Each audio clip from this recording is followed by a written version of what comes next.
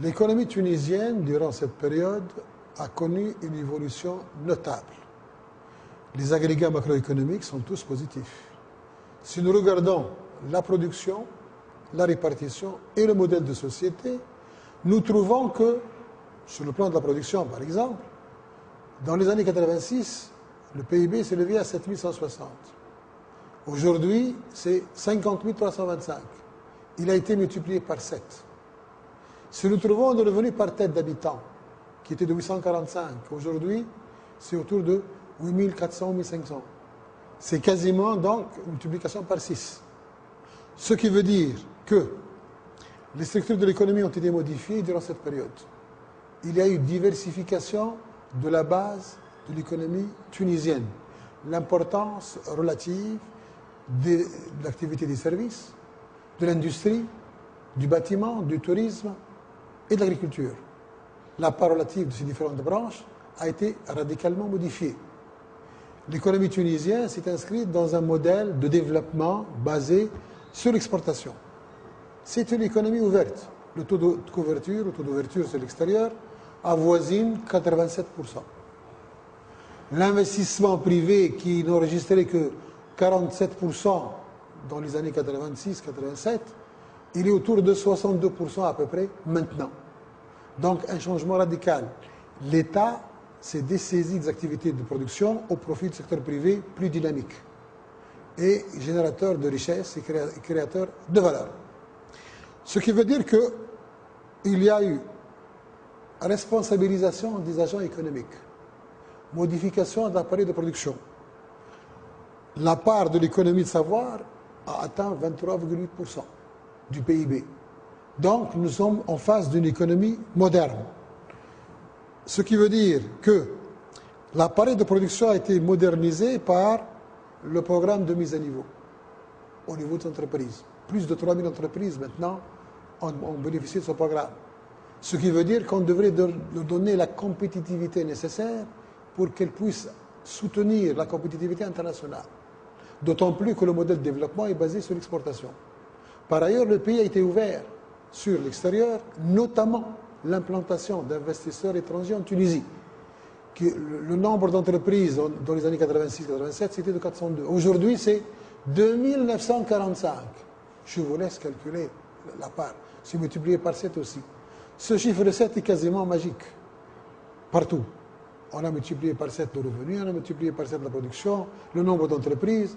Ce qui veut dire que ce modèle de développement que nous avons engagé dans notre pays était basé essentiellement sur la valorisation du potentiel de production, la compétitivité par la modernisation de l'appareil de production, par la productivité, par l'innovation, par le recyclage des cadres et par essentiellement la diversification des produits et des marchés. Toute une politique qui a été menée de concert, valorisant le potentiel existant. Ce qui veut dire qu'il y a eu donc efficacité de gestion, efficience dans l'organisation, combinaison optimale des ressources, le capital et le travail, innovation, rénovation, ce qui n'a pas été facile, mais qui a bien des efforts. L'essentiel de la performance, c'est l'effort entrepris. Cet effort se perçoit au niveau de la valorisation des ressources humaines d'un côté, mais aussi l'infrastructure. Regardez bien, les changeurs qui se trouvent autour de la capitale, les autoroutes qui sont développées, les aéroports, notamment l'aéroport de Nfida. Donc, une logistique suffisamment intéressante pour permettre au pays d'être suffisamment aux aguets des opportunités et de s'ouvrir sur le commerce international, notamment par l'accord d'association avec l'Union européenne, la possibilité de développer la Méditerranée, les accords de libre-échange avec les voisins. Tout ce système avait pour conséquence de dynamiser l'économie tunisienne et de diversifier ses composantes. Le climat des affaires a été modernisé lui aussi, dans la mesure où le Doing Business International classe la Tunisie 70e sur un certain nombre de pays. Ce qui veut dire que nous sommes en train de gagner suffisamment et d'offrir aux partenaires qui veulent coopérer avec nous des conditions critiques de sécurité, d'aisance et de développement. Tout cela, quel modèle de société? Le modèle de société engagé par la Tunisie repose sur 3 axes.